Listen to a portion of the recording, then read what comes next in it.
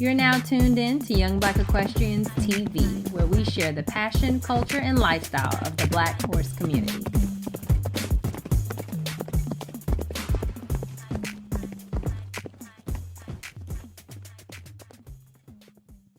All right, so welcome to another episode of Young Black Equestrians TV.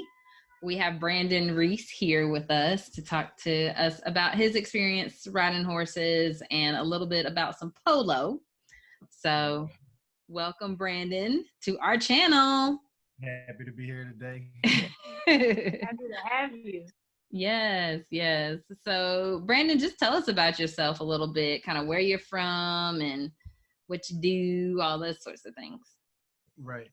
Yeah, I'm from Philadelphia and I live in Philly right now. I've been riding since I was about 10. Mm-hmm.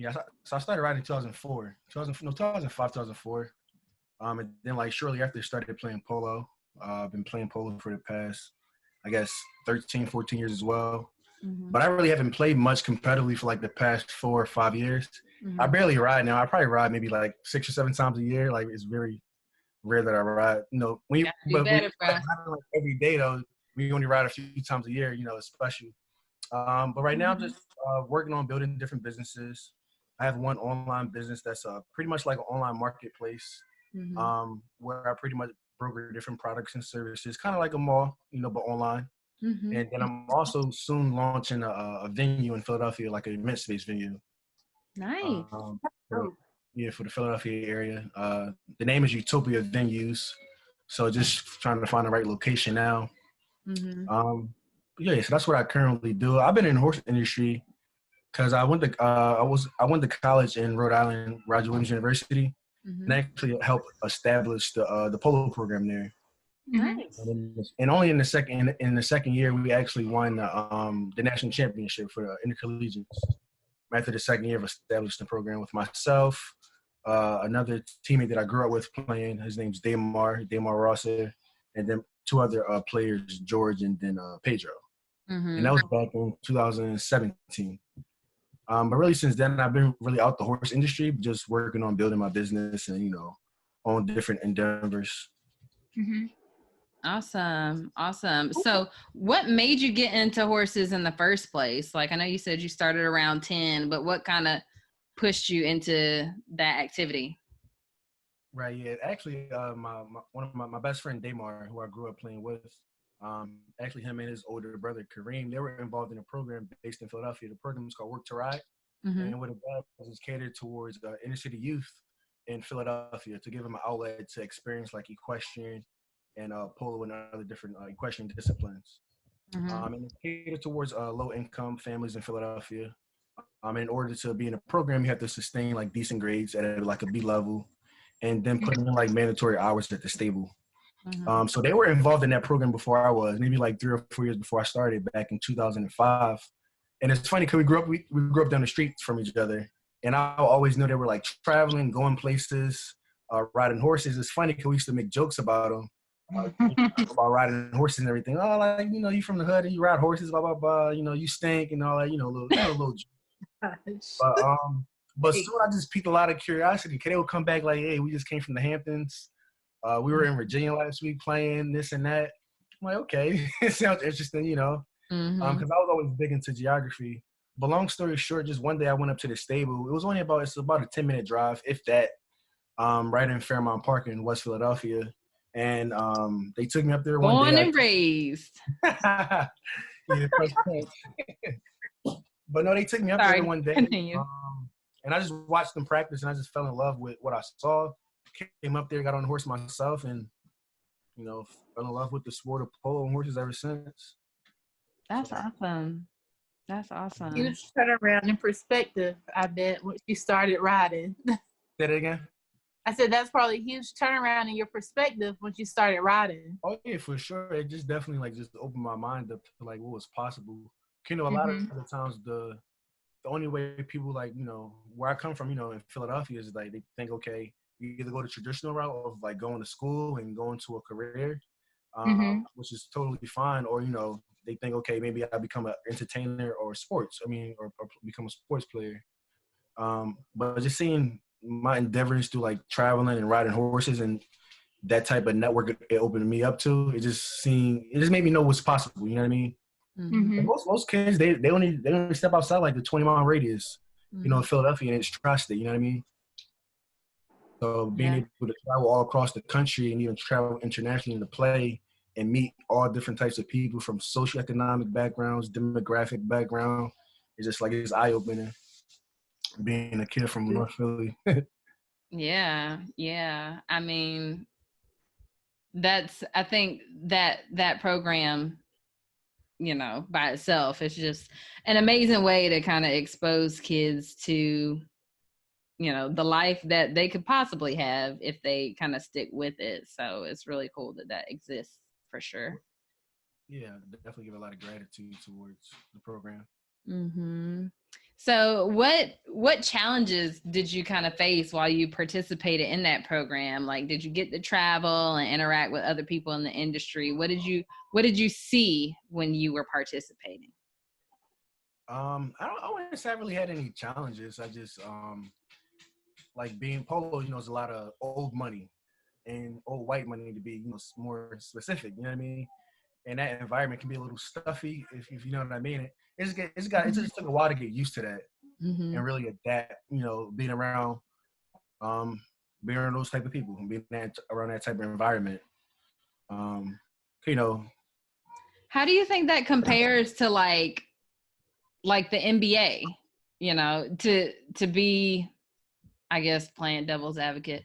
You know, how they have kind of the white person's running the show, and then you have people of color doing the performing.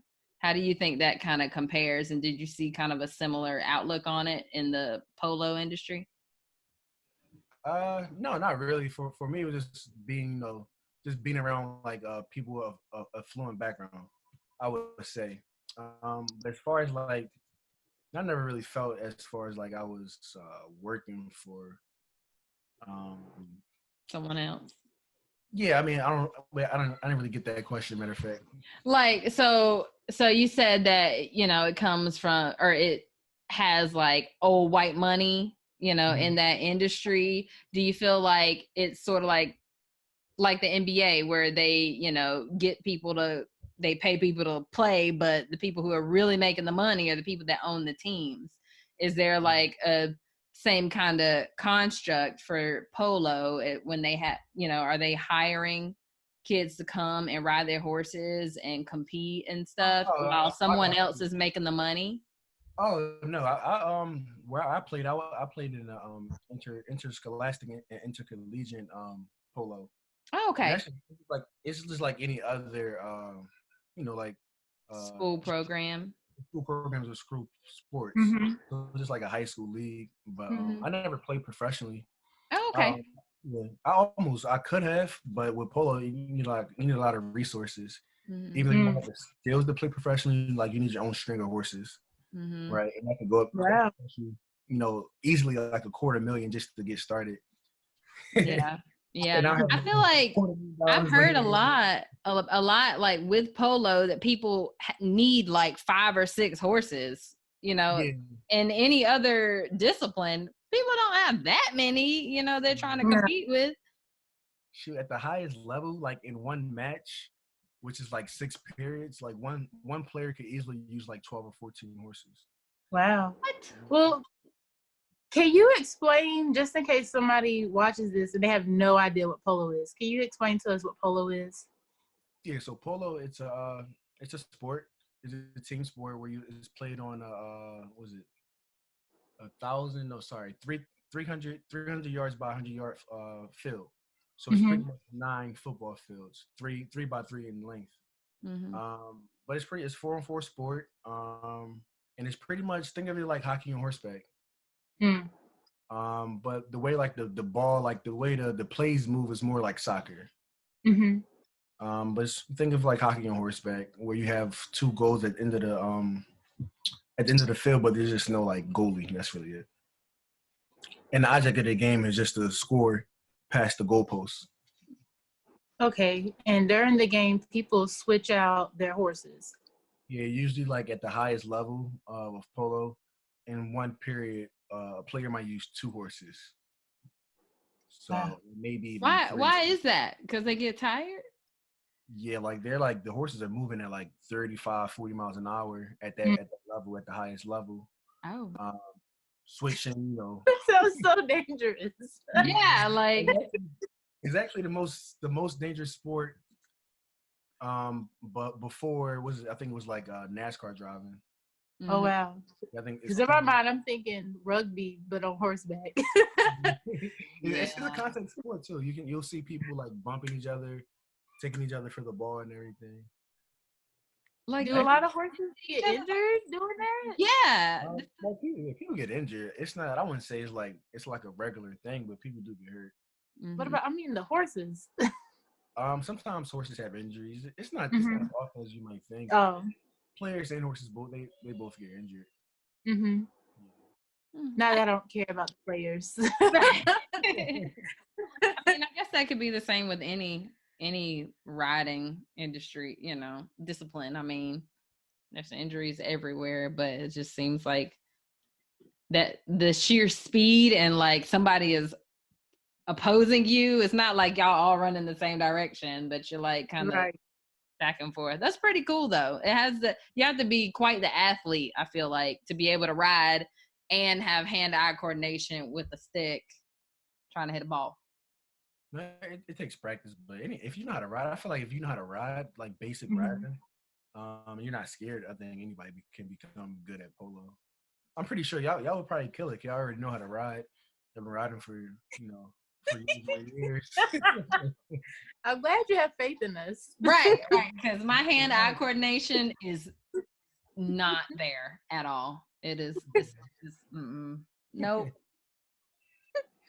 Is there a specific breed of horse that's used for this sport? Yeah, most people use thoroughbreds, mostly thoroughbreds for their speed and agility. Hmm. You'll find some appendix like quarter horse thoroughbred mix, but majority like thoroughbred. Yeah, I don't see myself riding on no thoroughbred, Right. going all across every way. That's dope though. Right. What kind of horse do you have? All of mine are Arabian mixes. So Arabian quarter horse cross. Okay, Yeah. Arabian horses there. Yeah, they're not that tall. Yeah. You get ran over. Their stirrup gonna be right here. Right. I can fall off comfortably in case something happens. Right. That is the truth. That is the truth. So, what advice would you give to like an aspiring equestrian, someone who either wants to do polo or do something different, just wants to be in the horse industry? Mhm. I mean, I always give my advice for people is just to go experience as much as you can. Like, Mm. if it's something that piques your interest, just go for it. Don't let anything stop you. Anything, you know what I mean? Something you want to do, just go for it, and just always have confidence in yourself. That's what I would say, especially when riding, because a lot of people when they first start off, they're like scared of the horses or not sure, but just go for it. Mm-hmm. Because even though I play polo, I definitely enjoy other disciplines as far as like barrel racing and like team penning Hmm. as well. I like steeplechasing as well. I did a few steeplechase races when I was a kid. What is that exactly? You're basically just racing, but it's over jumps. Oh. It's like a cross country. Oh, okay. Okay. Cross country race. I have to Google it or Yeah. YouTube it. Yeah. See some examples. So when you were you said that you helped establish the collegiate polo program at your school. Tell us a little bit about that. Like, how was the school receptive to it? Did they already have a equestrian program there? Yeah, they had an equestrian team, but they didn't have a established polo program. Mm-hmm. Hmm. As when I was applying to colleges, I think this was back in 2012 when I was applying to schools. I knew of Roger Williams because I knew the coach. His name was Ted Torrey. He used to coach the college team here at Valley Forge Military Academy in college. in Wayne, PA, or Valley Forge, PA, same thing. I knew he was the coach there. I knew there was some type of like equestrian team and horses there. So I applied. I got in. I actually got a full ride to that school, Roger Williams University, a full scholarship. And I really just was like really persistent. I would talk to the AD, athletic director, every day, as well as with Ted Torrey just to put pieces together. I recruited my friend Daymar, who I played in high school with, who I won 2 high school championships with. I recruited him and another guy that used to compete against George Hemp. He played in Maryland. So he came. They came the following year, as well as another guy named Pedro, who came from the Dominican Republic. So that was the 4-man team. But unfortunately, I didn't play that year once the program was established. I helped establish the program those 2 years, but they didn't start playing to the year after. And I wound up leaving the school. But in that year, we had won the national championship for Roger Williams in 2017. Nice. And it was hosted in Santa Barbara, California. That's awesome. So when you have to like travel to places to compete, are there horses already there? Are you trailering horses? And the intercollegiate, there's already horses at the facility. So whatever school is hosting you, they usually have horses to provide. And the way it works is there's like 2 different string of horses, but they split string. So what that means is each team will ride the same set of horses at least once. Okay. Because there are like some horses that are better than others. I was about to say, does that kind of like, how do you know? Like, they're like, put all the lame ones on their team. Right. No, horses play a huge part. They say horses are about like 80 to 85% of your game. I would say that's definitely true because a great horse and a bad horse could take your game completely polar opposites. If you have a great horse, it could bring your level. It could bring your playing level up than what you actually are. And you have a bad horse, you're handicapped. It's like playing with handcuffs on, and I've experienced both sides. I'd rather be on the good horses. Yeah, for sure. How do you? I mean, I guess you just have confidence in your riding skills, but I know that I wouldn't trust just hopping on somebody else's horse and competing. Like, how do you get over that? You just do it. Yeah, pretty much. You don't have a choice. No, you don't really have the choice. Like before we ride the horses, they do give us like pointers and like things like, oh, maybe this horse have issues of like going into corners. So that's something that you're aware of, or like this horse is a little strong. Maybe put a stronger rider on this because this horse like runs through the bit, or this horse is really fast. It stops on the brakes. It's an easy horse to ride. So we know before we get on the horse. But if you're like a decent rider, and especially you've been playing a sport, I feel like anybody can get on any horse. Yeah. I don't think it doesn't play too much of a factor though. Okay.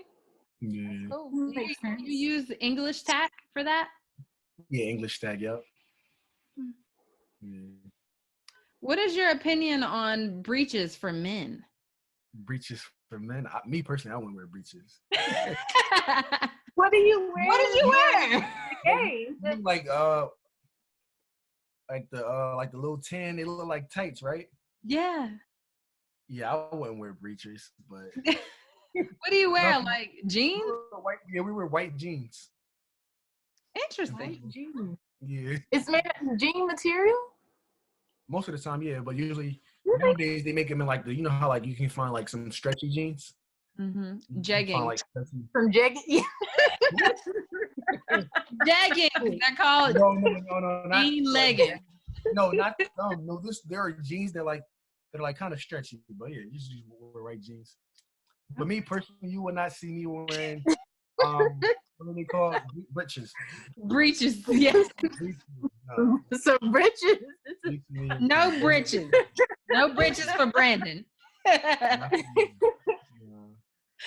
is funny. That is pretty cool. That is actually pretty hilarious. Well, all right. Well, I mean, thank you so much for taking the time to chat with us today. Yeah, I learned something new. I about know. polo. I know. Might try. We're gonna have to go watch a match or a game. What do you call it? Well, a match game. Yep, same. Mm-hmm. Yeah. We're gonna have to go watch one and kind of get a first-hand experience and see what that's all about. How long does it last? Like, how long do you play?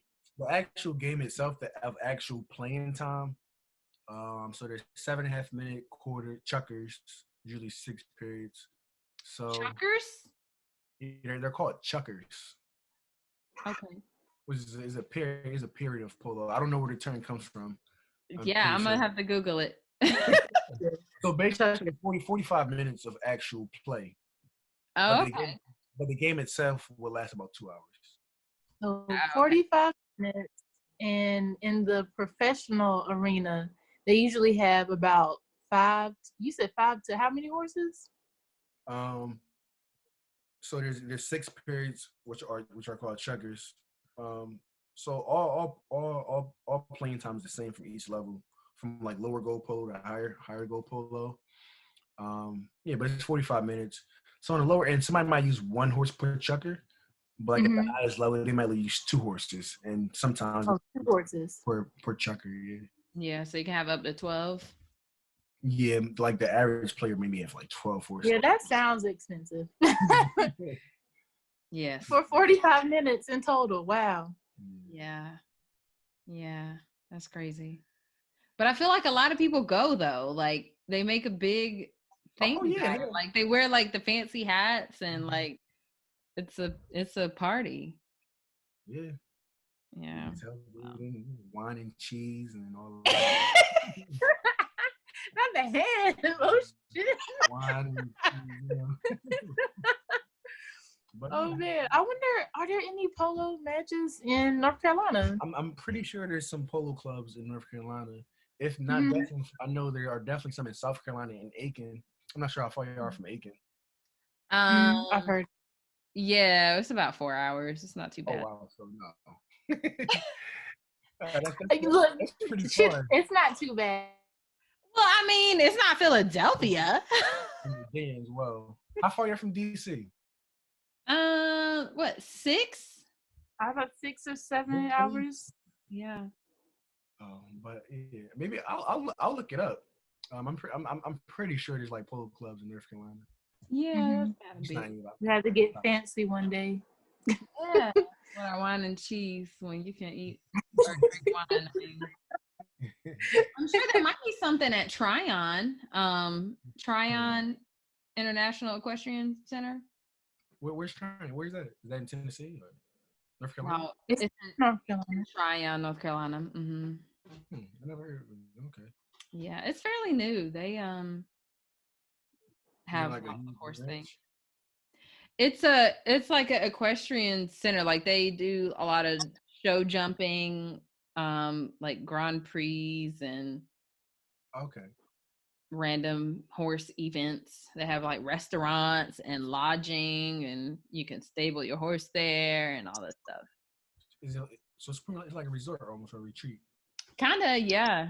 It's near the mountains. So when I went there, we stayed in an Airbnb and like hiked the waterfall and then went to Tryon and watched the Grand Prix that night. So it's a nice area. Okay. Sounds like fun. Yep. And what discipline do y'all ride? Western. Yeah. Western, like Western trail riding. Trail ride. Most part. yeah. I love going on a trail ride on a nice afternoon. Mm-hmm. There aren't many trails in Philly though. They are, but like they're like small. Mm-hmm. Yeah, Are they in the woods? Yeah, we have I had to ask. Fairmount Park, which is is our park in Philadelphia, is actually the biggest city park in the country. Oh, nice. Yeah, it's the biggest city park in the country. When I get money, I'm gonna just go on road trips. Right. And visit all these places that Right. we hear of. That's what I would just want to do. Just want to travel and just I want to travel to every continent and many countries and play polo. That would be fun. How many have you been to so far? Countries? Yeah, or continent. You said just 3? Yeah. Playing polo? That's a lot. Yeah. I played in Nigeria and England. So cool. Yeah. Okay. I'm sorry. Like, we're just going to say that like it's so nonchalant. So, Brandon, tell us about your experience in Nigeria, okay? How was that? Was that fun? Yeah. I traveled to Nigeria on 3 different occasions to play in the tournament. Wow. It was called the UNICEF Cup. I think the last time I've been, I was 15. It would be like a total different experience now. I'm 24 now, so experiencing that at 15. I think the first time when I was 12, but experience from like 12 years old now being 24, it'll be totally different. I'm definitely going to go back. Take us with you. Let's go back to the motherland. Yes. We are all gonna need a one-way ticket soon enough. Right. Yeah. Right. I almost considered moving to Ghana like 3 years ago. Well, they're opening up their citizenship, apparently, according to Facebook. So that might be an option for you. I think it said, damn, who was that rapper? Not T.I. It's another Akon? No, not Akon. I'm just throwing out stuff. No, I was gonna say that. He's a Ludacris? Ludacris. Yeah, Ludacris. I keep up with him. Yes. Yeah, I didn't know Ludacris was like Afrocentric. Yeah, he was down for the cause. So, I know T.I. empowering Black people. For sure, that's what it's about. Yeah. You should write him a letter and be like, "Hey, I play polo. I do this. You should get on this." That would be really good. Yeah. So how many times did you go to England? I mean, you just like went to Nigeria just only 3 times and, went to England also. How many was that? Just once. Oh. We asked no questions. That was fine. Yeah. That was the highlight. in the collegiate tournament there. That's amazing. That is like, do these tournaments rotate? Like they're just all in different countries like that? I think it's just depending upon we like during like the seasons for like intercollegiate and intercollegiate and interscholastic. All the tournaments are in the U.S. And like locally or on the East Coast. Right. But they were just like different tournaments that happen in Nigeria and in England and all that. Yeah, that's really dope. Yeah, I definitely. Polo's expensive, so that's why I definitely want to establish myself very well and definitely start playing on my own. I always played was because like I was playing like in school or through work to ride, or if I was working a different job. I worked several jobs, in the polo industry. So, well, I wish you luck in the venue business. I think that will go really well for you. Thank you. Yeah, we need more of us owning venues because we all be looking for stuff to have weddings, parties, anything you think of, baby showers. Right. Yes. Wow. Y'all should look into it. Open one down there. Yeah, that is on my list. Yeah. My list so long. I know, right? What'd you say? I said, what city y'all from again? It's like a city or like a town? Wendell about to be a city. The town of Wendell. Yeah, they're towns. Yeah, they're towns. With mayors. Where you at? I'm in Zebulon. Zebulon. Yeah, it's right beside Wendell. Like, okay. I know it sounds funny, but that's where I am. It's like the cheapest place close to Raleigh that you can like have horses and not cost your arm and your leg. So right.